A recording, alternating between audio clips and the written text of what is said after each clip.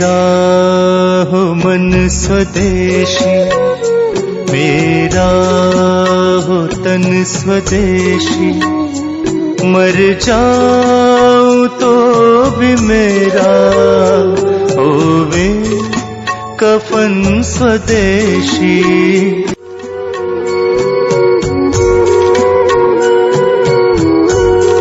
नमस्कार, मैं सुजीत विश्वकर्मा आप सभी का अपने YouTube channel social knowledge and awareness पर स्वागत करता हूं। पौराणिक कथाओं की माने तो ऐसा कहा जाता है कि भगवान श्री कृष्ण जब रुक्मणी को लेने गए थे तो महाराष्ट्र के पहू गांव में विश्राम किया था।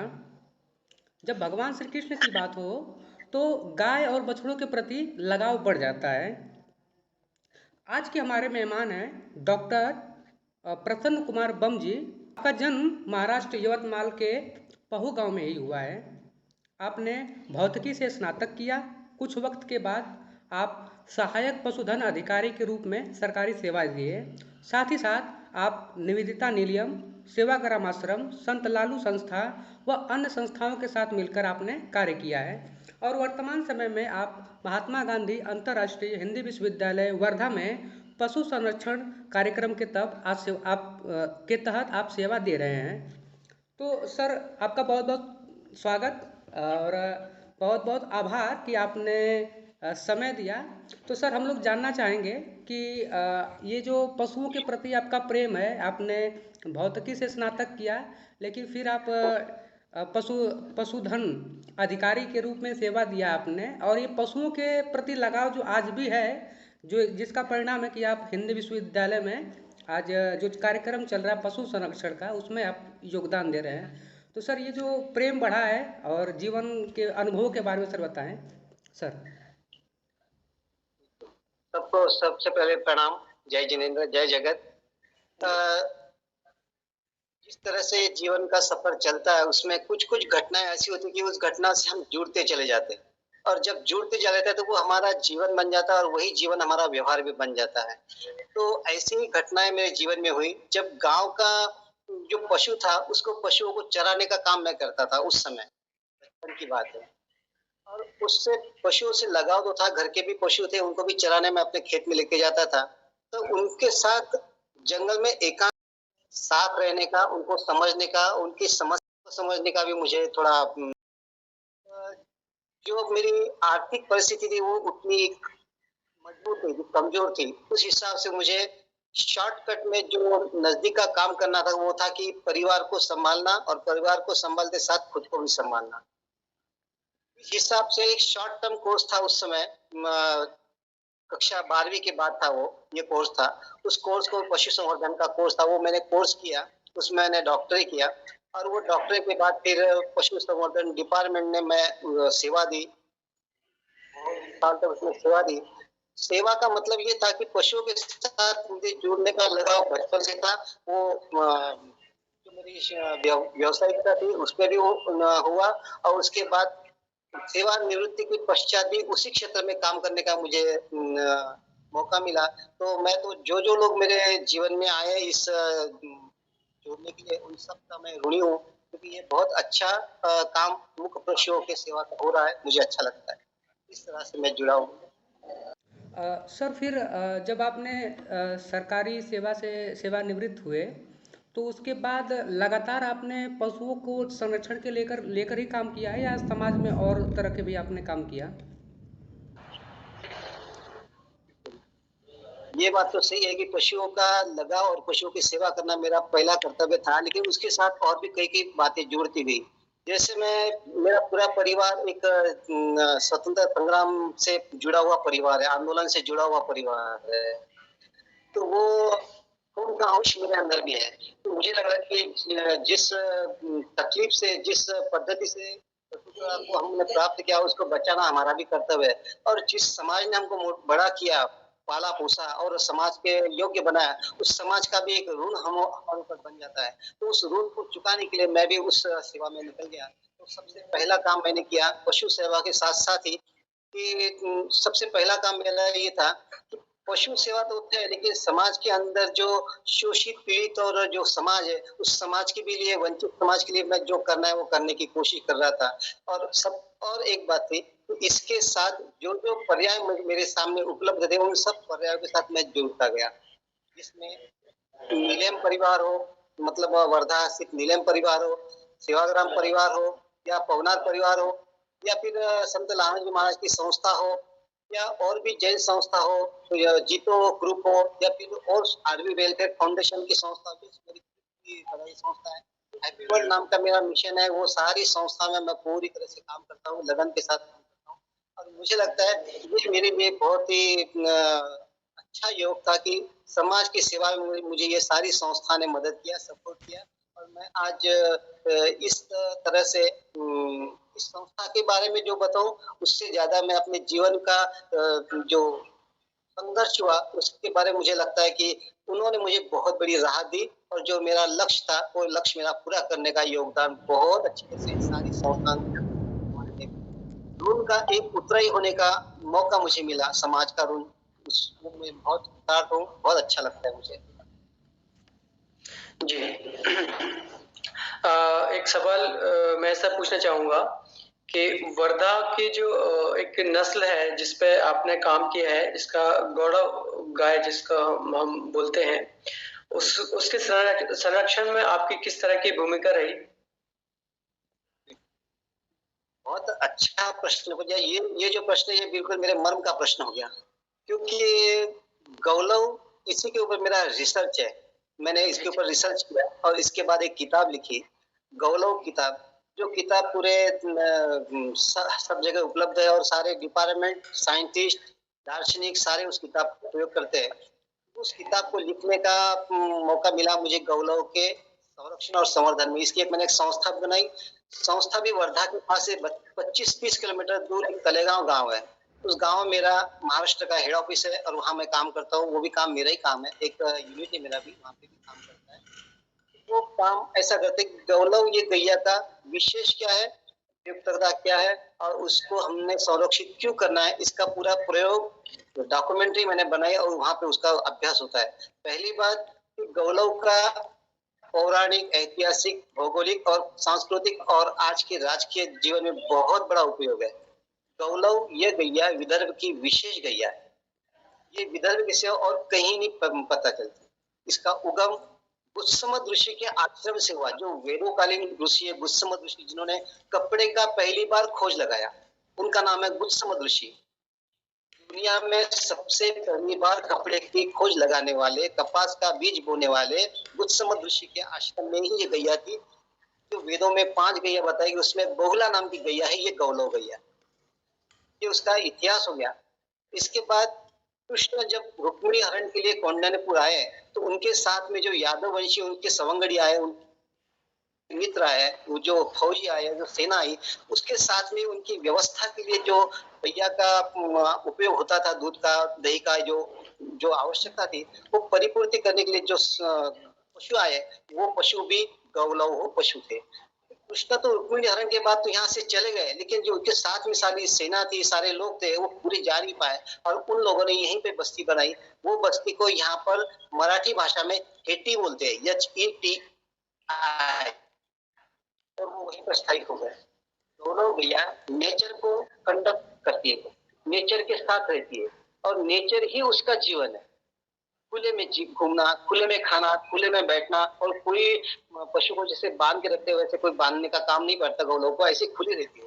और यहाँ के जीवन वाहिनी बनने का उसका योगदान बहुत बड़ा होने से गौलव पे रिसर्च हुआ, और ये मेरा बहुत बड़ा जो स्टेज है वो जीवन का, इसके द्वारा मैं बहुत कुछ कर पाया, ये भी मुझे पता है। आज गौलव का अध्ययन पूरी दुनिया में करते हैं, और मुझे बहुत आनंद के साथ, संतोष के साथ कहना पड़ता है कि इसी किताब का वो उपयोग करते हैं। सर, एक जानवरों से ही संबंधित मेरा एक प्रश्न है कि भाई, पशुओं की सुरक्षा और संरक्षण तो बहुत ज़रूरी है, बहुत से लोग करते भी हैं, लेकिन मेरे मन में एक सवाल ये था कि अधिकतर लोग गाँव में बिना लाभ के कोई पशु पालते नहीं हैं, क्योंकि वो गाय, भैंस, बैल पालते थे पहले, क्योंकि बैलों से उपयोग किया जाता है, बैलों को खेत में जोतने के लिए उसका प्रयोग किया जाता था। लेकिन आज बैलों से खेती नहीं हो रही है, इसलिए बैलों को पालना लोगों ने छोड़ दिया है। अगर कल को लोगों को दूध न दे गाय, ऐसा भी करते हैं लोग कि जब गाय दूध नहीं देती तो उसको हटा देते हैं। तो जो ये विचार है लोगों का, ये कैसे बदले कि गायों का जो प्रेम भाव है वो लोगों के मन में जागृत हो, सिर्फ गायों का नहीं बल्कि अन्य जानवरों के प्रति, कि बिना स्वार्थ के हम उसकी सेवा करें। तो सर ये भाव कैसे उत्पन्न होगा लोगों के बीच? देखिए, इसके दो कारण हम बता सकते हैं। पहला है कि हम गैया को अर्थशास्त्र से जोड़ रहे हैं, तब ये प्रश्न उत्पन्न हुआ है कि गैया दूध कम देती है इसलिए उसको न पाले। गैया केवल दूध नहीं देती, गोबर भी देती है, गोमूत्र भी देती है, उसकी चमड़ी का, हड्डी का सारा उपयोग होता है। कहीं पे भी एक भी चीज उसकी अनयूज होती नहीं, यूज मतलब उपयोग में आती है। तो केवल गैया को दूध के साथ जोड़ने से ही हम उसको परिपूर्ण नहीं समझ सकते। गौलव गैया 6 लीटर दूध देती है दिन में 24 घंटे में। तो इसका मतलब वो कम दूध वाली हो गई या फिर उसको कोई उपयोग ही नहीं, ऐसा उसका अर्थ नहीं होता। उसके दूध में जो चीज है, जो तत्व है, नैसर्गिक तत्व है और जो आवश्यक जो घटक है, शरीर का आवश्यक घटक, वो सारे दूध में है। इसी से हम दूध को बोलते पूर्ण अन्न बोलते हैं, दूध को इसी कारण। तो बचाने का पहले की सोच में और आज की सोच में जो फर्क हुआ, उस फर्क के कारण उसको कसाई के पास जाने की नौबत आ गई। पहला कारण ये था कि अर्थ कारण से जोड़ लिया, ये कारण हो गया। और दूसरा ये हो गया कि उससे ज्यादा उत्पादन देने वाली गैया हमारे लिए उपलब्ध हो गई, चाहे वो दूध अच्छा हो या न हो। हमें जो इकोनॉमिकल स्टेबल करने वाली चीज है वो हम ले लेते हैं। एक जैसे छोटा सा मोबाइल था नोकिया का, पहले अब सैमसंग आ गया तो लोगों ने नोकिया छोड़ दिया, हालांकि नोकिया खराब नहीं था। तो ऐसे ही हमने भी जो गैया हमारी देशी गैया है, जैसे हमारे घर के माँ बाप है, चाहे कैसे भी हो, बूढ़े हो, लेकिन उनकी हम जीवन भर सेवा करते हैं ना, उनको साथ में रखते हैं ना। तो ऐसे ये गणित इकोनॉमिकल जोड़ने के बजाय भावनिक अगर रहता तो गैया एक भी कटने नहीं जाती थी और गैया को बचाने की नौबत हम पर नहीं आती। आज महात्मा गांधी यूनिवर्सिटी के अंदर जो गौशाला है, वो पूरा के पूरा गौशाला का जो ट्रक है यहाँ आया, वो पूरा पूरा कसाई के पास से लाया हुआ था।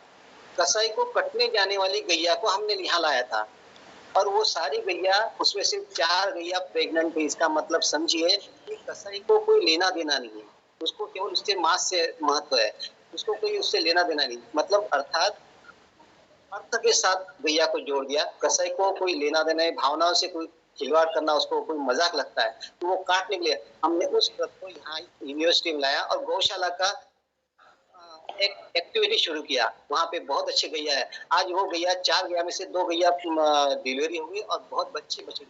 इसका मतलब कई गैयाओं की जान जाते जाते बच गई। तो ये कार्य मुझे लगता है कि ये एक सेवा भाव भी है। पुण्य का भी काम में, पुण्य या पाप हो तो बात अलग है, लेकिन मुझे लगता है कि जो सेवा करने का मौका मिलता है तो वो किसी न किसी रूप से हमसे करवा लेता है। दर्शन शास्त्र की बात है ये। एक प्रकार से भारतीय दार्शनिकता हमको ये बताती है कि किसी भी जीव को मारने का हक नहीं है, उसको बचाने का काम करना चाहिए। तो वो काम मैं अपने हिसाब से जितना चाहे वो कर सकता हूँ। तो शायद आपके प्रश्न का उत्तर इस पूरे विवरण में शायद मिल गया होगा। जी हाँ, लगभग सभी प्रश्नों के जवाब जो मेरे थे मन के वो मिल गए। लेकिन ये तो खैर ठीक है सर, लेकिन जो पुरानी परंपरा में अगर देखें हम लोग, जन्म के आज से 10-15 साल पहले अगर देखें या 20 साल, तो लगभग जो खेती करने वाले लोग थे उनके पास बैल थे, बैलों से खेती करते थे।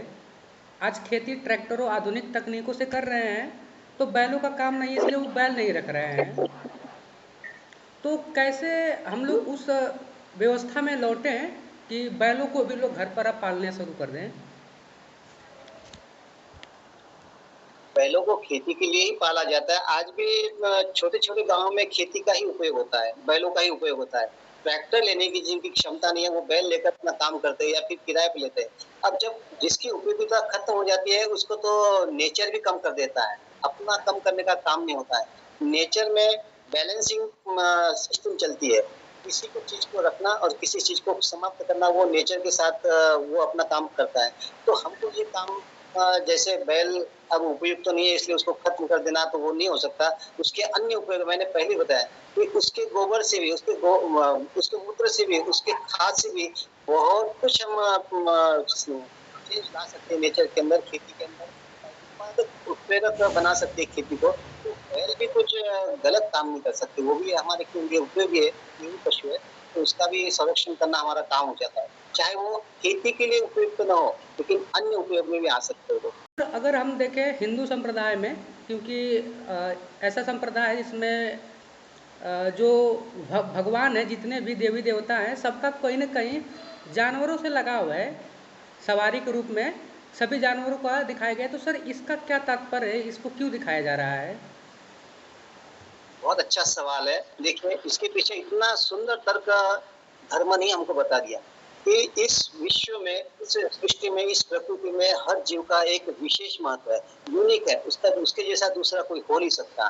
तो उसको बचाने के लिए किसी का सहारा लेना पड़ता है। और उस समय धर्म के विषय में लोगों की आस्था ज्यादा होने से धर्म के अंदर इसका समावेश कर दिया और हर किसी को एक एक चिन्ह के रूप में अंकित कर दिया, ताकि वो बच जाए, कम से कम उसके आस्था के रूप में बच जाए। जैसे सांप है, सांप जैसे शंकर जी के पास होता है, और सांप हमारे ऋषियों का मित्र भी है, किसानों का मित्र भी है, जो चूहे के ऊपर ये करता है और उसका खाद्य बनता है, और सांप हमारे पूरे खेत को रक्षण भी करता है, रक्षा भी करता है। तो सांप भी एक प्रकार से तो उस शंकर जी के साथ में रख कर हमें ये बता दिया कि सांप भी आपका मित्र है, और वो मित्र उस भगवान का भी मित्र है जिसके गले में वो पड़ा है। तो हमको दोनों को बचाना, भगवान शंकर को बचाएं तो सांप को बचाना पड़ेगा। ऐसे नेचर के हर जीव को बचाने की एक व्यवस्था बनाई गई है। इस व्यवस्था के हिसाब से अनेक गुरुओं ने, अनेक ऋषियों ने, मुनियों ने अपने अपने संकल्पना के अनुसार उसको एक संरक्षण दे दिया, और उस संरक्षण के हिसाब से धर्म का, विज्ञान का नियोजन किया, और वो हमको बताया गया, ताकि हम सृष्टि से जुड़े, सृष्टि के साथ सदव्यवहार करें, उसके साथ जीव हिंसा का कोई काम न करे। एक भावनिक आह्वान धर्म के हिसाब से ऋषि मुनियों ने, धर्म ग्रंथों की रचयिता ने हमारे साथ किया था, इसलिए उनके साथ वो चिन्ह है। उसका प्रतीक रूप और हो सकता है, उसकी कथा और हो सकती है, लेकिन उसका मूल उद्देश्य ये था कि प्रकृति की रक्षा किसी भी तरह से हम करना चाहिए, चाहे वो धर्म के साथ जोड़ दो, अध्यात्म के साथ जोड़ दो, या फिर हमारे जीवन के अत्यावश्यक सेवा के साथ जोड़ दो। तो सबसे पहले तो उसकी प्रेरणा आपको कहाँ से मिली और उसका आपके जीवन पे क्या असर हुआ? इसका ऐसी शुरुआत ऐसी हुई कि मैं जब घर पे जब भी रहा तो साधु संतों का आवागमन मेरे घर में हरदम रहता था। किसी भी संप्रदाय के साधु हो, किसी भी संप्रदाय के हो, किसी धर्म के साधु हो, गांव में आने के बाद मेरे घर पे आके रहते थे, या फिर हमारे परिवार में आके वो रहते थे एक रूम के अंदर। तो उनके साथ संपर्क नित्य चलता रहा, वो चलता रहा, इतना हुआ कि उनके साथ संवाद हुआ, चर्चा हुई, और फिर लगा कि कितना सुखी जीवन रहता है, कितना आनंद पूर्ण जीवन है, यहाँ कोई चिंता नहीं, कोई तनाव नहीं, कुछ नहीं। और समाज के सुधारने की बात, समाज को कुछ देने की बात, जो चीज देने की सोचता है वो संत होता है, जो शांत होता है वो संत होता है। और ये व्याख्या मेरे दिमाग में बैठ गई। मैं कबीर का एक दोहा भी आपको बता दूं कि ये मेरे लिए सबसे, मेरे जीवन का कड़ी दोहा बोलता मैं इसको। कड़ी दोहा मतलब कबीर और उसकी पत्नी के बीच का ये संवाद वाला दोहा है कि चलती चक्की देख कर दिया कबीरा रोए, दो पाटन के बीच में साबुत बचाना को। अर्थात जन्म और मृत्यु के दो जो चक्र है, उस चक्र के बीच में कितने जन्म आए, कितने मृत्यु आए, कितने लोग आए, सारे जीव इसमें पिस कर बिल्कुल बारीक होकर निकल गए, कोई बचा नहीं। और कबीर रोने लग गए ये बोल के बाद। तो उनकी पत्नी उनके सामने बैठी थी, और वो पत्नी उन्हीं को बताती है कि कबीर जी रोइए मत, इसका जवाब भी सुन लीजिए कि चक्की चले तो चलने दे, ये जन्म मृत्यु की चक्की चले तो चलने दे, आप चिंता मत करो, आप रो मत। चक्की चले तो चलने दे, पिस पिस आटा होए, आटा हो रहा तो होने दो, चिंता मत करो। कीली बीच में अड़ी रहे तो बालन बाका होए, जो कीले के सारे जितना भी अनाज ऊपर से डाला जाता है चक्की में, पूरा पीस कर आटा होकर बाहर निकलता है, लेकिन कीले के पास जो आटा, जो अनाज रहता है, वो चक्की कितनी भी चले वो पीस नहीं जाती, वो वैसे के वैसे रहते हैं। इसका मतलब कबीर की पत्नी बताती है, जो कील के साथ जुड़ा है उसका नुकसान नहीं होता, वो वैसा ही रहेगा, उसका कुछ नुकसान होने वाला है, वो आटा होने वाला नहीं है। कील भी हमारे लिए अध्यात्म है, कील भी हमारे धर्म है, और जो धर्म के साथ, अध्यात्म के साथ, लक्ष्य के साथ जुड़ा है, उसका कोई बाल नहीं बांका हो सकता। यही जीवन की प्रेरणा मेरे जीवन में आ गई, और मैंने सोचा कि मैं जब सारे लोग जैसे कर रहे वैसे मैं करूं, तो फिर मेरा भी वही हाल है जो आटे का हुआ। मुझे कील के साथ रहना है, अध्यात्म के साथ रहना है, आप जैसे लोगों के साथ रहना है, तो मेरा कुछ नहीं होगा। मेरा शरीर रहे ना रहे, मेरे शब्द जरूर रहेंगे, और वो शब्द मेरे जीवन का आदर्श बनकर चाहे एक व्यक्ति प्रेरणा ले, तो मैं समझूंगा अपना जीवन सार्थक हो। ये आपका वक्तव्य और ख़ास तौर पे ये वाला जो शब्द आपने बोला है, ये वास्तव में प्रेरणादायक है और जितने भी दर्शक इसे सुनेंगे बहुत ज़्यादा प्रभावित होंगे और ये प्रेरणा का स्रोत है। जो ध्यान रखते हुए लगता है कि एक शब्द जरूर ध्यान रखना चाहिए कि कल हो ना हो, आज जो है वो कर लो, कल का कोई भरोसा नहीं है। हर घड़ी बदल रही है रूप जिंदगी, छाव है कहीं कहीं है धूप जिंदगी, हर पल यहाँ जी भर जियो, कल हो ना हो, कल हो ना हो। हाँ, तो ये शुक्रिया, मैं बहुत बहुत धन्यवाद देता हूँ आप सबको और आपकी पूरी टीम को मेरी तरफ से बहुत ढेर सारी शुभकामनाएं। आपका ये कार्य जो जो आप कार्य करें उसके लिए मेरी हृदय से संवेदना है और मुझे लगता है कि ये कार्य एक बीज का काम कर रही है। वो बीज जी। कल वृक्ष हो जाएगा, तब आप दोनों का नाम शायद उस बीज के पौधे के बाद में सर, जरूर। इतना सोचे नहीं है हम लोग, लेकिन जो उद्देश्य हम लोग का जो है कि वो क्लियर है कि जो कि निस्वार्थ भाव से सेवा कर रहे हैं, क्योंकि ऐसे बहुत से सामाजिक कार्यकर्ता हैं जो सामने आते भी नहीं हैं और चुपके से अपना ढेर सारा काम किए जा रहे हैं। समाज को 20-20 साल का एक्सपीरियंस है, लेकिन कभी भी वो सामने नहीं आते। तो उन लोगों को सामने लाना है, इसीलिए हमने एक मंच तैयार किया है कि इस मंच पर वे सभी कार्यकर्ता आवें जिनके कार्य तो बहुत हैं लेकिन जान नहीं पाते हैं लोग। तो समापन करिए। बहुत बहुत धन्यवाद सर आपका।